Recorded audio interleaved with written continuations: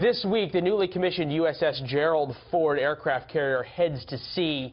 It is the start of what the Navy calls the shakedown of a $12.9 billion ship to see if all that whiz-bang technology will actually work. I went on deck with the officers and sailors of the Ford to see just what the challenges and what successes they're looking for. The flight deck of the USS Gerald R is about 5 acres, 1,092 feet in length. A big part of this carrier is the redesign of what they call the island. That's the big tower back there. Gives a lot more space on the flight deck. That means that they can park a lot more airplanes. Nobody better to talk about that than what they call the mini boss, who is the assistant head of the air department here on the carrier, John BIEHL. Commander, thanks for being with us. Thanks for having me. All right, so how big of a difference? You've served on 2 different carriers, 3 deployments. How much better is the Ford than everything else?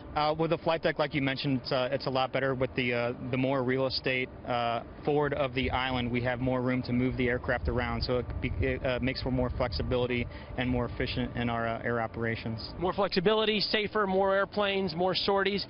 One of the things I wanted to talk to you about, everybody's been talking about this, is the catapult system. And they've been testing this with these big 80,000-pound sleds to see if it's going to work. But come Monday, you're going to actually be launching airplanes off of here. So what makes the catapult so special, and will it work? It's special because it's electromagnetic. As you said, it's no longer driven by steam, and it's basically, below the flight deck is a large sheet of steel called an armature that's run by a series of magnets that pull it down the flight deck to where it'll then launch the aircraft. So it's been proven to work on those sleds that you referred to that we call dead loads, basically huge weights that are hooked to wheels.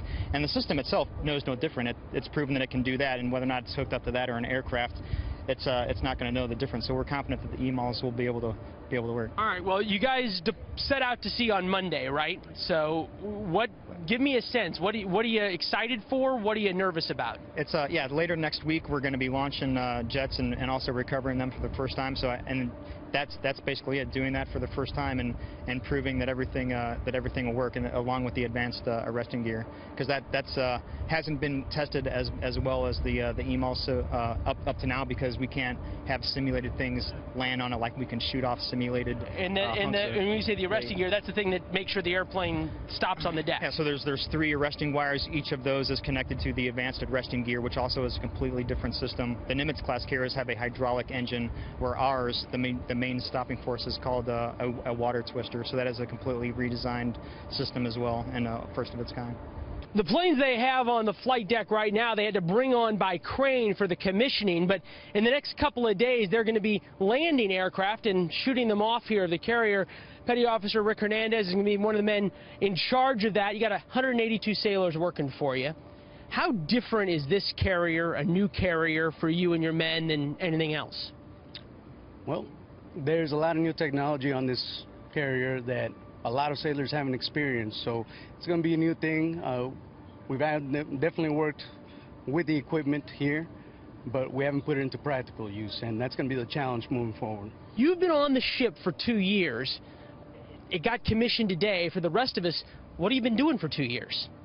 Well, for 2 years, we've been training the crew, and we've also been working on the ship and helping learn the systems, teaching junior sailors that are just fresh out of boot camp how to operate on board a carrier, and it's a daunting task.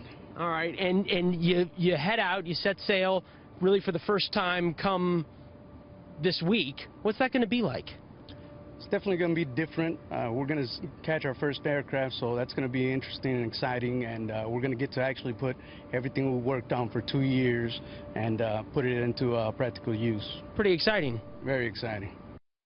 Speaking of exciting, what an experience yesterday. Was that incredible? It was. It was humbling. Aircraft carriers are uniquely American, and it doesn't matter what your political views are. Everyone we talked to looked at the carrier. It is an impressive sight, and then just thought to themselves, wow, how proud you must be to walk up that gangplank and sort of see this and realize, as the banner said on top, made in the USA, it's pretty well, and that humbling. inside look, too. I mean, that's just incredible. We appreciate it. Good job. Thank you.